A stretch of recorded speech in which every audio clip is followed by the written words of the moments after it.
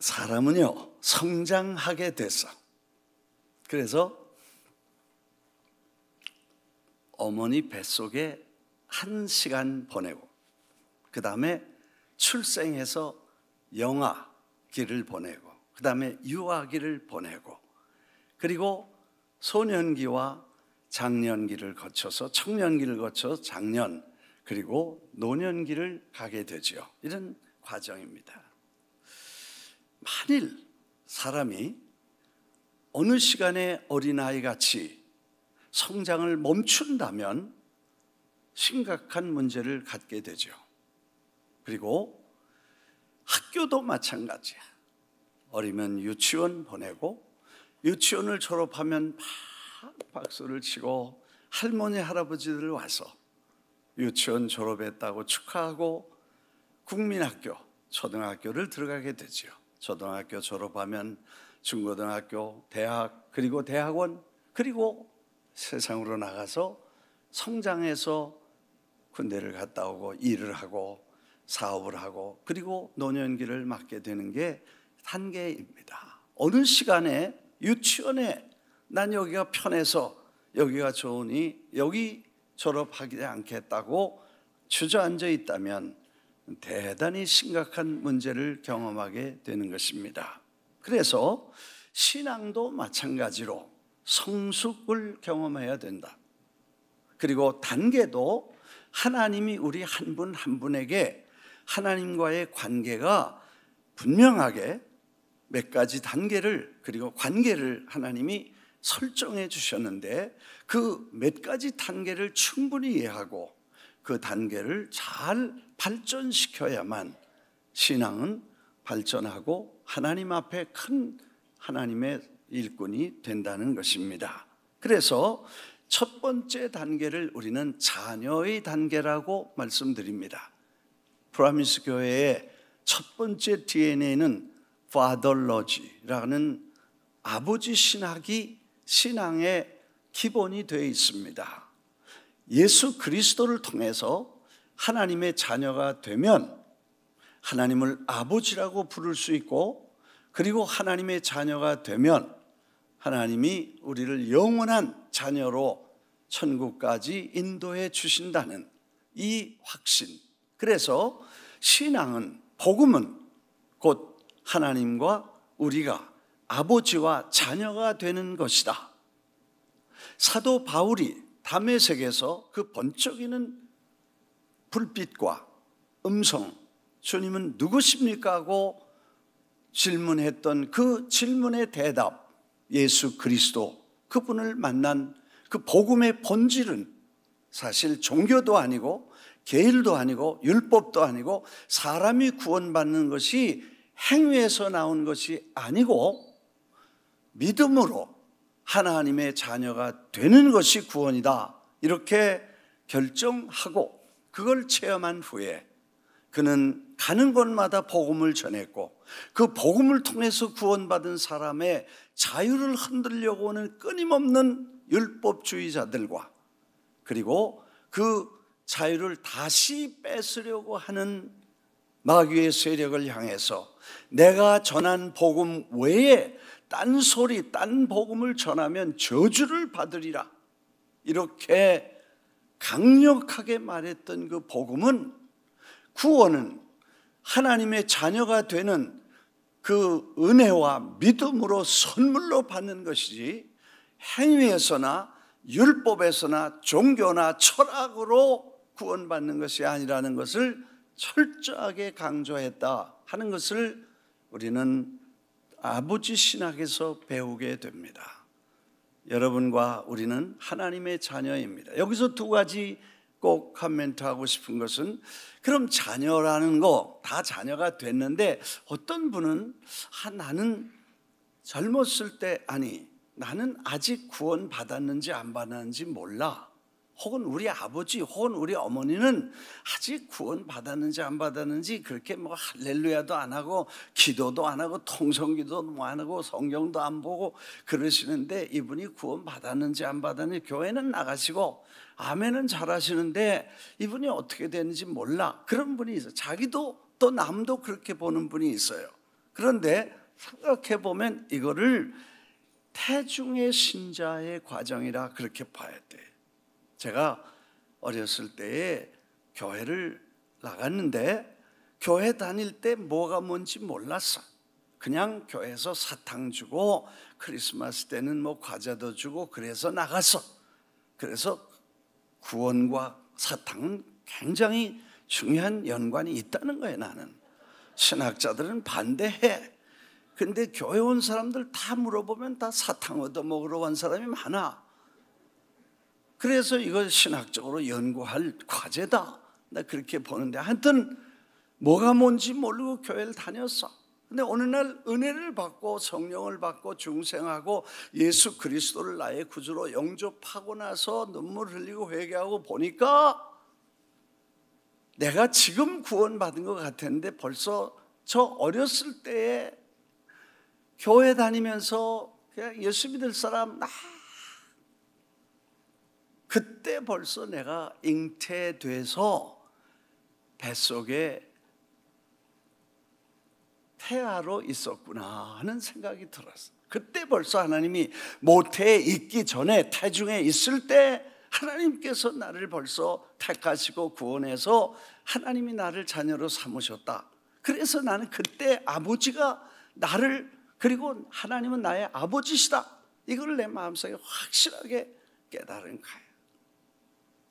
이해가 되시면 아멘이죠. 네. 그리고 생각해 보니까 아무것도 모르고 그냥 뛰어다니고 할렐루야 그러고, 요번에 축구장에 온 애들도 뭐 할렐루야 그러고 좋아하지만 모태 어머니 뱃속에 벌써 잉태되었다는. 근데 어머니에게 내가 물어보겠어요. 태어나면 호족에 올리고 그건 자식이잖아요. 근데 아직 태어나지 않은 자식은 자식이 아니에요. 아니에요? 갖다 버려도 돼요? 아니죠. 뱃속에 있는 아이도 생명이 있고 그건 내 자식으로 벌써 엄마는, 아버지는 그걸 소중하게 여기는 것처럼 하나님은 우리를 자녀로 삼으실 때 아직 중생하고 은혜 받고 막 이렇게 하지 않아도 주님이 품고 계신 태중에서도 지금 그날을 기다리고 계신 줄 믿습니다. 어느 날 속히 그날이 와서 세상에 태어나서 밝은 신앙, 십자가 아래서 은혜 받고 감격하는 경험이 필요한 사람이지, 주님은 그분도 택하시고 붙잡고 계신 줄 믿습니다. 두 번째, 그 자녀와 아버지의 관계인데, 지금 난 젊었을 때 열심히 했고 이 교회 생활할 때 할렐루야 은혜 많이 받고 이젠 나이 많아서 귀도 안 들리고 잘 교회 가도 뭐 잘 몰라. 그래서 주일에 교회도 요즘 팬데믹이라고 또 교회도 못 가. 다른 사람은 다 무슨 이걸 가지고 본다는데 난 이런 거 볼 줄도 몰라. 내가 될까 안 될까, 구원 받았나 안 받았나, 뭐 신앙이 이렇게 되겠나, 그런 생각을 하시는 분들도 계실 거야. 근데 제가 보니까요, 우리 할렐루야 할머니, 우리 권사님 계실 때 하여튼 할렐루야 할렐루야 할렐루야 24시간 그러셔. 그리고 불교 절에 다니시다가 오셔가지고 할렐루야 할렐루야 관세음보살 남이 한물 타본다 그럴 때도 있었어요.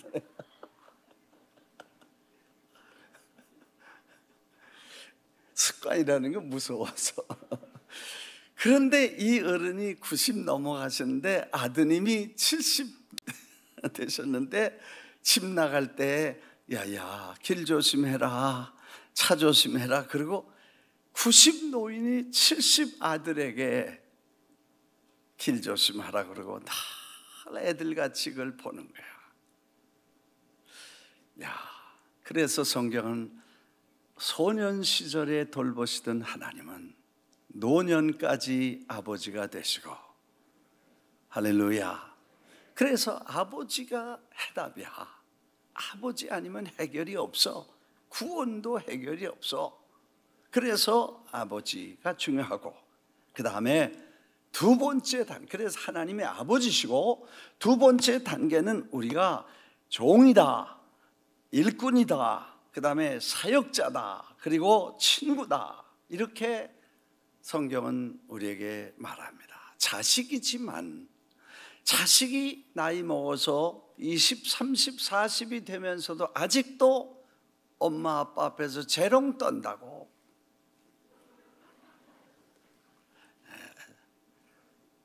그렇게만 하면 되겠어요? 그래서 장성한 분량에 이르는 성숙한 어른이 된다, 일꾼이 된다, 종이 된다. 사실 집에 종은 누구예요? 옛날에는 뭐 머슴도 있고 종도 있었지만 요즘은 식구들이 다 서로 종 노릇하는 거야. 쓰레기도 버리고 뭐 힘든 일도 하고 밖에 돈도 벌어오고 뭐 골치 아픈 일들 다 식구들을 위해서 하는 게 일꾼 됐기 때문에 그래. 아들이지만 일꾼이고, 자식이지만 종이고, 부모지만 자식처럼 종 노릇하고, 이게 피차에 서로 종 노릇할 수 있는 것은 성숙했을 때 우리가 가질 수 있는 비결이다, 이렇게 생각합니다. 한 번 자식이면 영원한 자식이고, 자식이 되면 반드시 어린아이처럼 불평하거나 끊임없이 자기만 달라고 이렇게 울고 이렇게 하면 안 돼. 어떤 분이 그래, 이민교회는 무슨 목회냐 그랬더니 베이비시터 목회래. 그게 뭐냐니까, 뭐 이게 섭섭하다고 삑 하면 가서 기도해주고, 저기서 빽 하면 저기서 또 가서 신방 가서 기도해주고, 삑 그래. 그래서 이게 베이비시터 하다가 목회가 이게 뭐냐? 우리는 그런 단계를 넘어서서 일꾼답게, 정말 성장한 사람답게, 힘들어도 불평 안 하고 괴로워도 말하지 않고, 그 다음에 부지런히 식구들을 위해, 몸된 교회를 위해, 하나님 나라를 위해서 일할 수 있는 그런 열정과 건강과 힘을 가지고 하나님의 일을 감당하는 그런 건강한 장년의 일꾼들이 되기를 주의 이름으로 축원합니다. 정말 주님이 우리를 기뻐하십니다. 그 다음에 세 번째 단계는 백성, 신하의 단계입니다.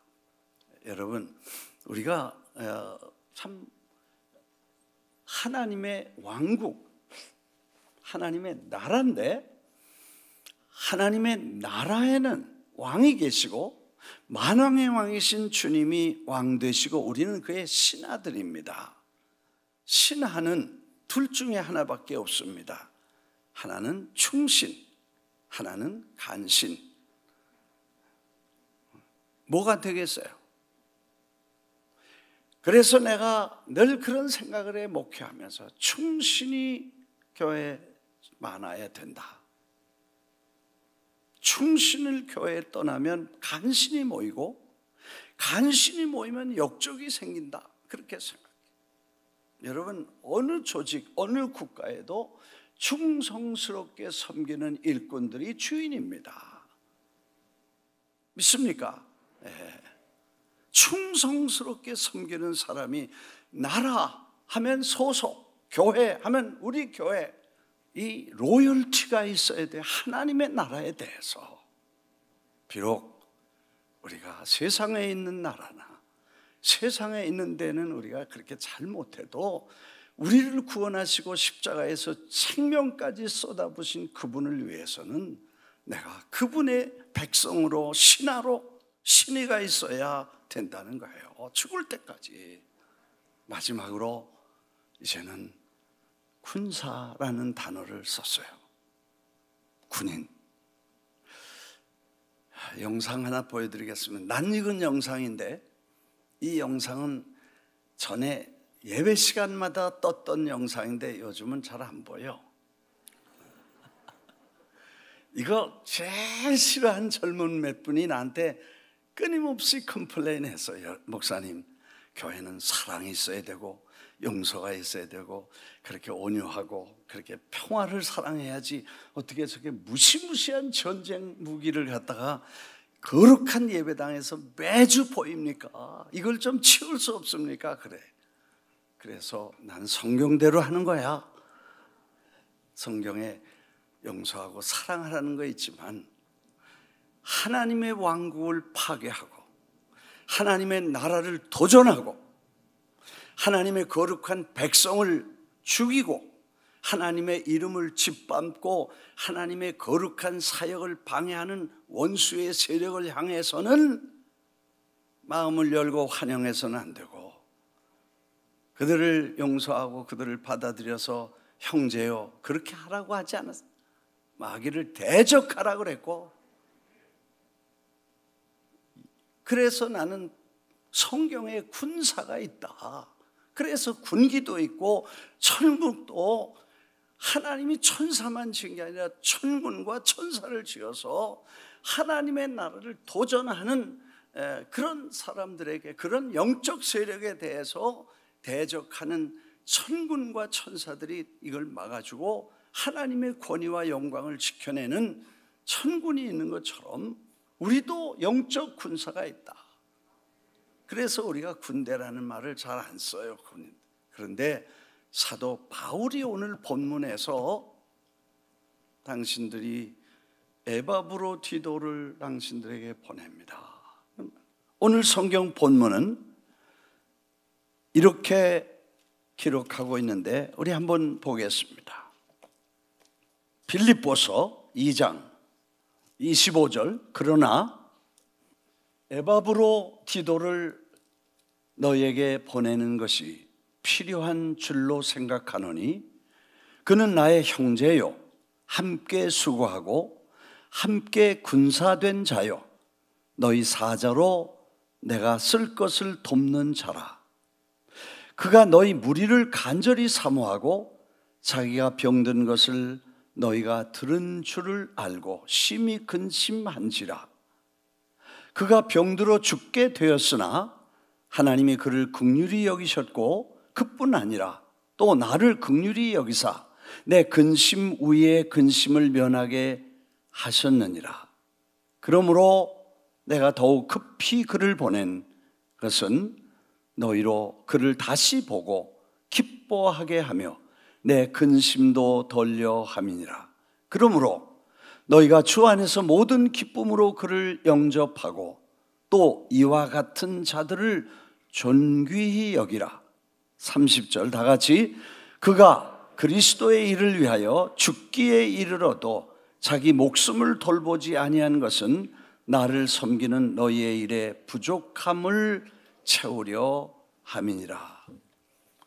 감옥에 있는 바울을 돕기 위해서 개척교회인 빌립보 교회 성도들은 한 젊은이를 사도 바울 감옥에 보냅니다. 저를 돕고 음식도 좀 챙겨드리고 옷가지도 좀 잘 돌보면서 그를 수발하라고 한 청년을 1500km나 되는 먼 길을 떠나 보냅니다. 가는 길에 이 사람이 병이 들어서 거의 죽을 뻔하게 됩니다.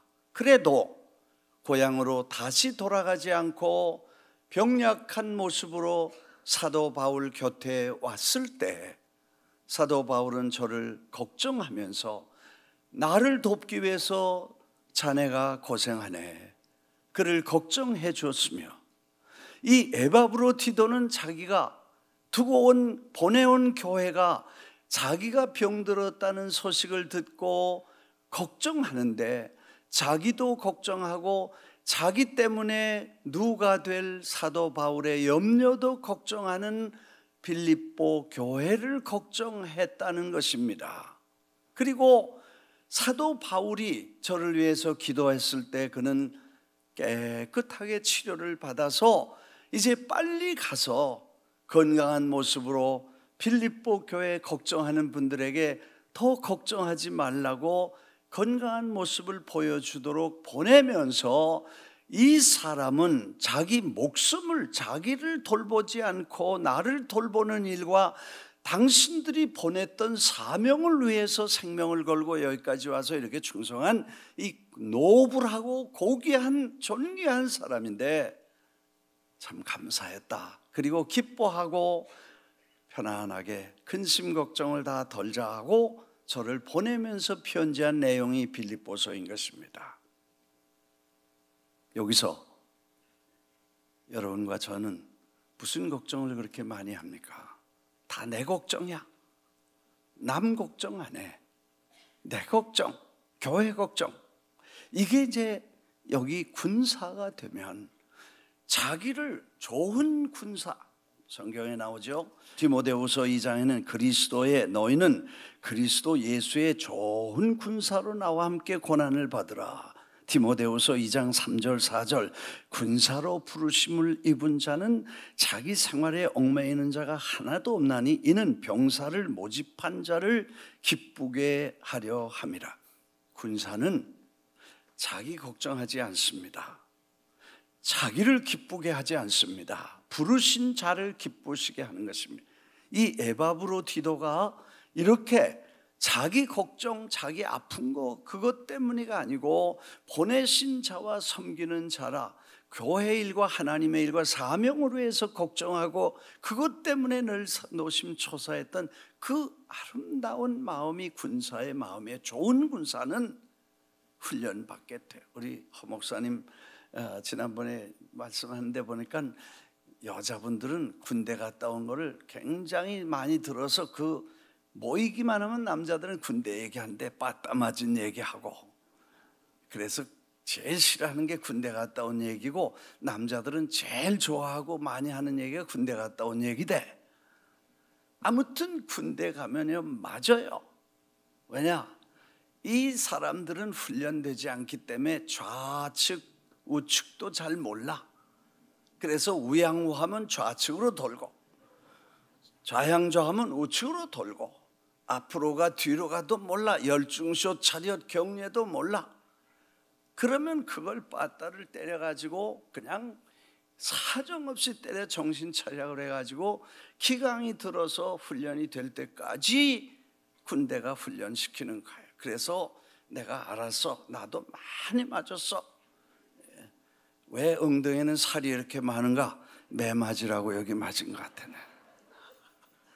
이런 몽둥이로 그냥 수십 차례를 맞아요. 그래도 끄떡없어. 그렇게 해야 정신이 나는 거예요. 훈련받지 않은 신자는 좌우를 분별을 못해. 앞뒤도 몰라. 군기가 빠져서 뭐가 뭔지 모르고 그냥 적당히 제멋대로 사는 게 신자인 줄 아는데 신자는 반드시 기강이 있어야 되고 구율이 있어야 되고 군인 정신이 있어서 군인이 사명을 잘 감당할 수 있는 사람들이 돼야 된다 하는 게 거기에 나오는 말씀이죠. 그래서 목숨을 돌보지 아니하고 군인의 특징은 생명을 바치는 것입니다. 군인은 죽기 위해서 가는 것입니다.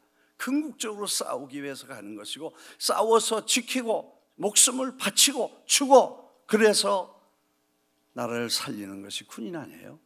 이제 우리가 그리스도의 좋은 군사는 우리 주님을 위해서 생명을 바칠 수 있는 그런 헌신이 우리에게 필요하다는 것입니다. 이번에 멕시코에 가보고 참 놀랐습니다. 아까 보셨지만 그 뜨거운 여름에 90도, 97, 50 뭐 그런데 햇빛이 얼마나 뜨거운지 숨이 콱콱 막힙니다.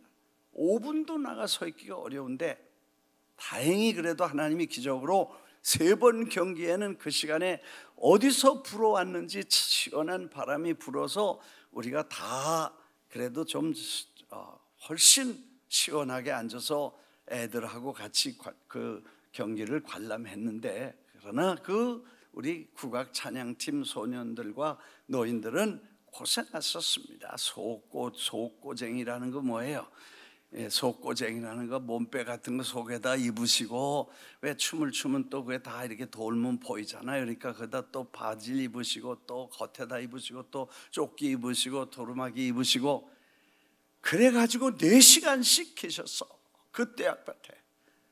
그리고 그 한 바퀴 돌고 꽹가리 치고 북치고 막 아리랑을 부르고 대단했어요. 야, 정말 군사가 아니면 누가 그걸 그렇게 하겠어요? 그분들 뭐 70, 80 그 연세가 대단한 분들인데 그렇게 하는 거 보면 예수의 그리 좋은 군사들이다. 그죠? 어디든지 간다. 땅끝까지 간다. 나는 우리 교인들이 전부 이제는 자녀에서 머물지 말고 이제는 일꾼에서 이제는 군사로 몽땅 다 군복을 다 하에 입혀야 되나 생각을 하고 있어요. 사실 몰몬교는요 무조건 3년 제복 입혀서 선교사 파송해요. 볼런티어로 3년 동안 가 있어요. 대한민국에 태어난 청년들은 몽땅 다 나이가 되면 건강한 사람은 다 군대 갔다 와야 돼. 나도 군대 갔다 왔어.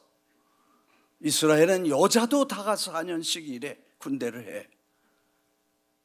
천국의 군인은 왜 예수 믿는 사람은 군인인 줄 모르고 이 군인 정신이 빠져서 그래서 빠따를 맞아야 되는 거야.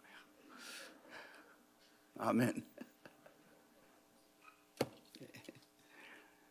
여러분, 우리가 이제 예수를 위해서 뭘 하겠어요? 여러분이 뭘 하다가 세상을 떠나겠어요? 언제 부르실지 모르잖아.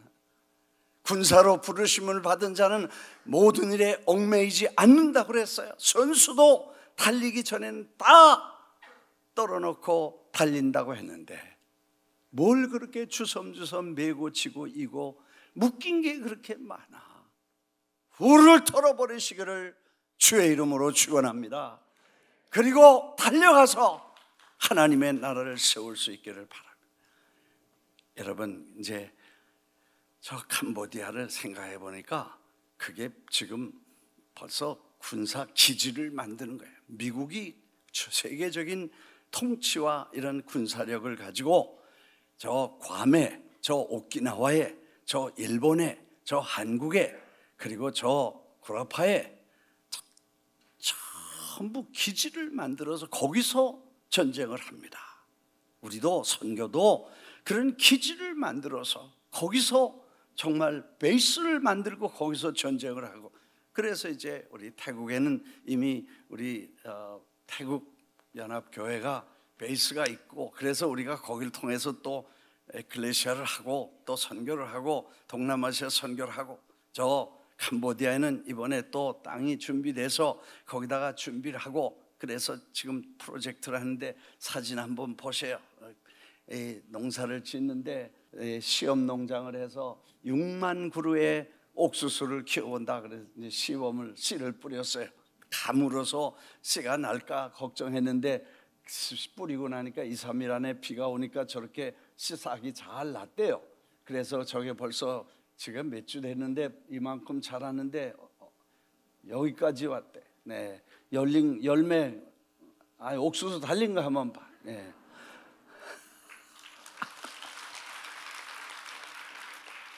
(6만) 그루에서 하나에 3개씩만 해도 18만 옥수수를 이제 동네 사람들하고 나눠 먹게 되겠다. 하여튼 이렇게 해서 농사도 짓고 그 다음에 닭도 기르고 그러면서, 이제는 여러분들이 이제 시간 있으면 좀 은퇴하신 분들은 가서, 노인들 가서 좀 거기 석 달씩 이제 군사 파견 내보낼 테니까요. 그 저게 이제 군인 막사 지금 짓기로 설계가 나왔어. 어려운 사람들 짓는 거는 이제 설계가 2, 3일 내로 나오고, 이거는 여러분들이 가 있을 막사야. 군대 막사라. 네. 다음 거 더 펼쳐봐요. 안에 투베드룸에다가 저렇게 잘 지어가지고, 한 번 더 봐요. 한 번 더. 요거 5채 투베드룸짜리 5개를 지었어. 5개짜리가 6개야. 그러면 이제 모두 30개가 집 30세대가 들어가는 거예요. 여러분 이제 이게 다 군대 막사야. 저 가서 기지에 가서 여러분들이 애들을 위해서 기도하고 농사도 짓고 닭도 키우고 그러면서 늙어보니까요 5가지가 필요해. 첫째, 밥하는 거, 설거지하는 거, 청소하는 거, 빨래하는 거, 약 먹는 거. 요것만 해결해 주면 살만해. 왜 아멘 안 해 할머니들?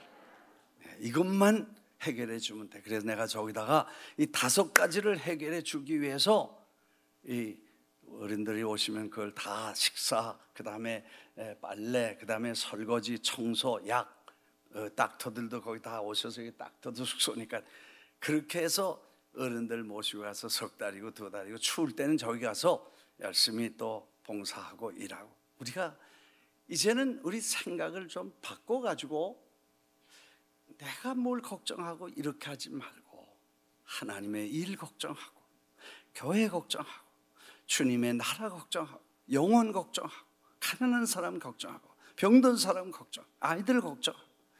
아멘 안 하면 끝까지 간다 했지. 이게 군사고 이게 장성한 분량이다. 이제 그런 말. 마지막 간증 하나 드립니다. 6.25 전쟁이 났을 때 3일 만에 서울은 함락됐죠. 영등포 근처에 있는 한 진지에 20 갓된 병사 1등병 하나가 총을 들고 진지를 지키고 있습니다.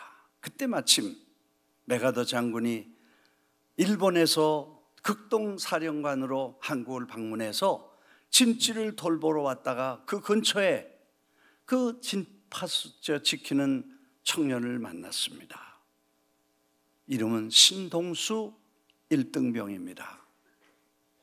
얼마 전까지 살아계셨는데 이분이 간증을 했습니다. 어느 날 집차를 타고 군인들 몇 사람이 나타났는데 자기는 러시아 사람인 줄 알고 총을 쏘려고 그랬다는 거예요. 그랬더니 보니까 미국 사람이더래. 근데 그 사람이 묻기를 당신은 왜 후퇴 안 하고 여기 있냐? 이렇게 물었다는 거예요. 그래서 자기가 나는 후퇴 명령을 받은 적이 없다. 그래서 후퇴 명령이 없는데 군인은 후퇴할 수 없다.